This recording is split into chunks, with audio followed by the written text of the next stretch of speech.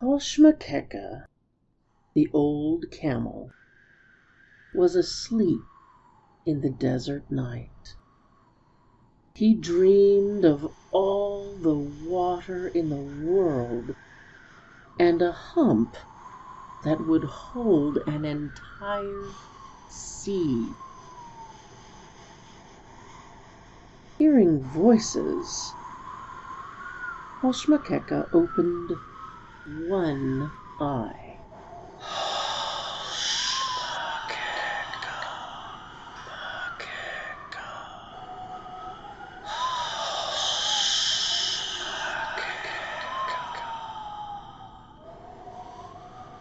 Reluctantly, Hoshmakeka opened the other eye. Why should I wake up? He grumbled. The sand whirled up into the moonlit sky.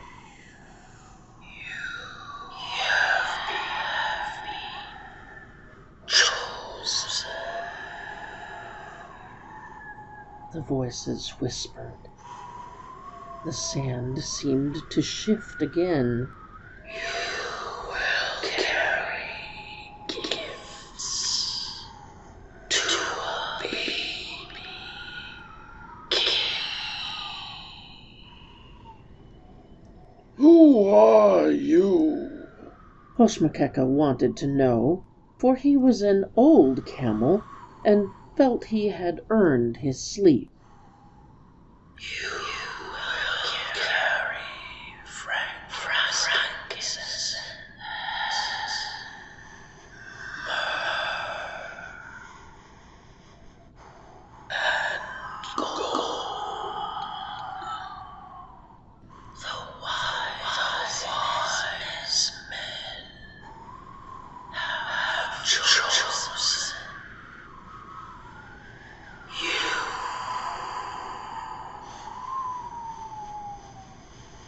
Hoshmakeka got up very slowly. Why me? If these wise men are so wise, don't they know about my joints, my gout, my sciatica? What did you say I am to carry? How much will it weigh? Besides, I have other commitments. There's a water drinking competition in Rangal. Then I really must go to the cud chewing convention in Beamish. The sand blew furiously, cutting into the black night. Hoshmakeka was startled and decided he had better do as the voices said. Who knew what made the sand move like creatures with great wings? When do I start? He asked carefully. Today.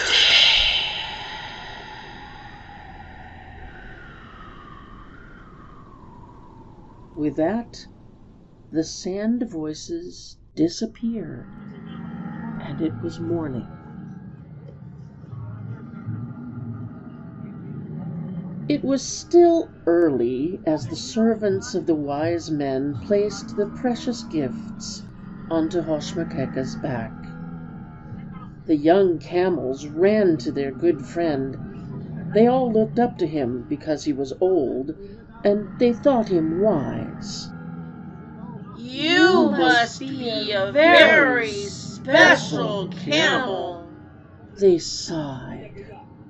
I am very special. Hoshmakeka puffed out his chest in pride, and then said something a little foolish.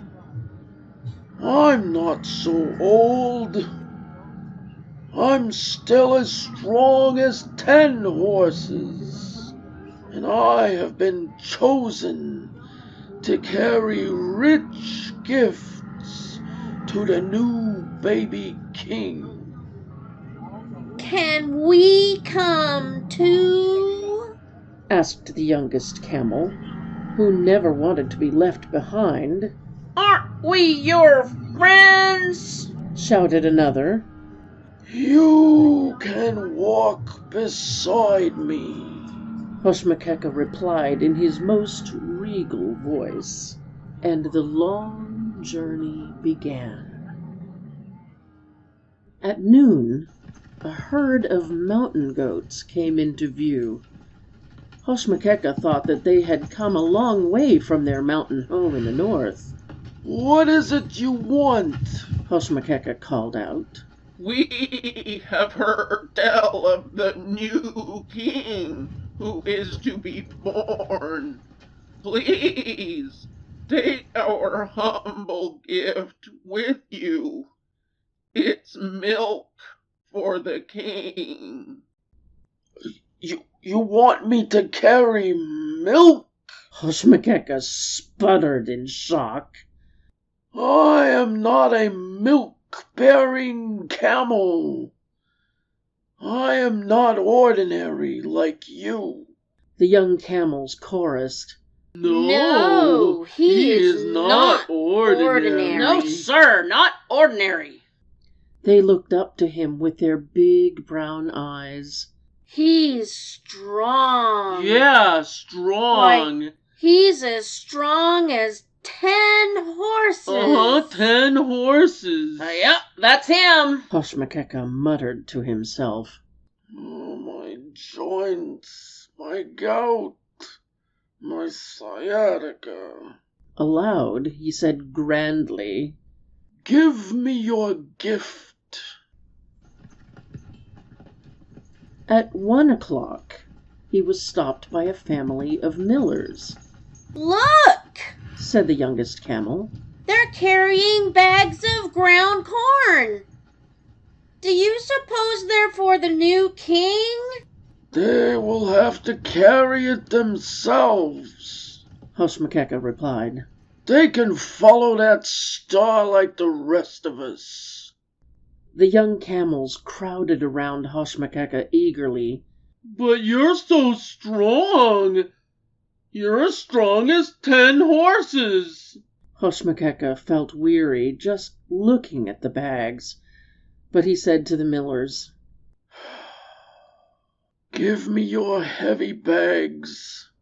I'll carry them. At 2 o'clock the next day, young ladies gave Hoshmakeka their fine silks. At least the cloth doesn't weigh anything, he thought. At 3 o'clock, an old man in fine clothes gave him 2 rare birds in silver cages. At 4 o'clock, some merchants gave him pillars of oak that came all the way from Lebanon. At 5 o'clock, a group of bakers gave him their finest sweetmeats and pastries. At 6 o'clock, the sun finally went down, and the crowds melted into the coming night.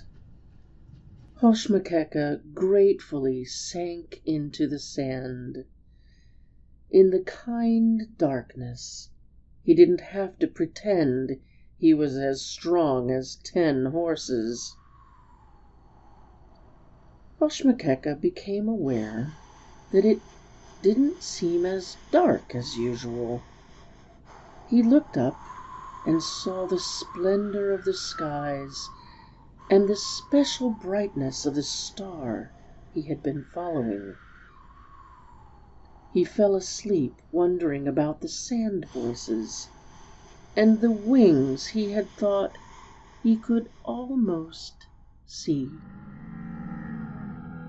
But as the sun rose over the desert hills, it was hard to remember the wonder of that star, for the new day brought new pains and new burdens for Hoshmakeka. I don't think I will make it. I can't carry anymore. My legs are getting weaker.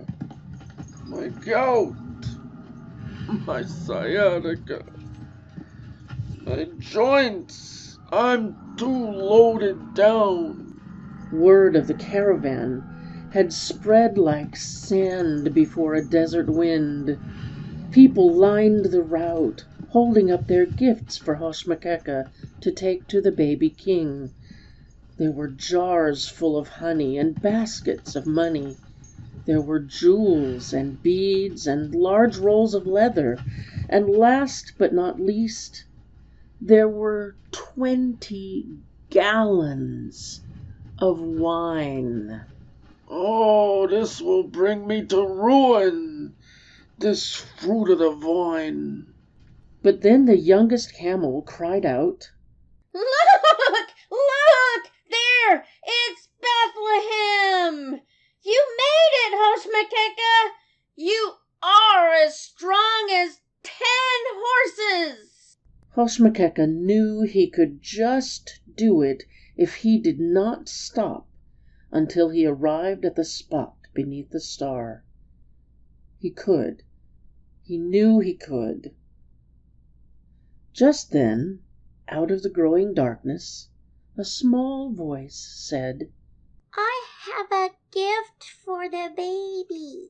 Hoshmakeka looked down on a tiny child. Please, child, no more gifts. It has no weight. It's long and light. It's for the king who is born this night. It's little. The child added. Too little is too much. Hoshmakeka whispered. Didn't I hear them say you were as strong as 10 horses? Asked the child. Well, yes, I am. Sort of. But my joints, my gout. Hoshmakeka looked into the child's eyes, and his heart melted. Yes, child, give it to me, this smaller than small gift. What harm can it do? It's for his bed. It's all I have. No problem at all, said Hoshmakeka bravely, if foolishly. All this time, Hoshmakeka had kept walking because he knew if he stopped, he could not start again. Now he could see that the star shone down upon a lowly stable. Child, do it now. Place your straw upon my back as I approach the new king. Hoshmakeka entered the stable. Oh, my knees are loosening. My legs, they wobble. My back is breaking. Will this last straw cause me to fall? And with that, Hoshmakeka fell to his knees. Oh, my. He thought. This is no way for a camel to behave. They will say that Hoshmakeka the weak camel, Hoshmakeka the proud camel, should not have traveled this far. The wise men noticed Hoshmakeka. Quickly, they too knelt. They're mocking me now, falling on their knees, heads bent over like gnarled old trees. Then, from the humble manger, a tiny hand reached out and touched Hoshmakeka. His pain seemed to disappear. He could no longer feel his burden. Hoshmakeka whispered to the baby, Hosanna from Hoshmakeka. Accept these gifts kindly. They come from far and wide, brought by a beast who once acted blindly." From that time on, there was no burden, great or small, that Hoshmekeka would not gladly carry.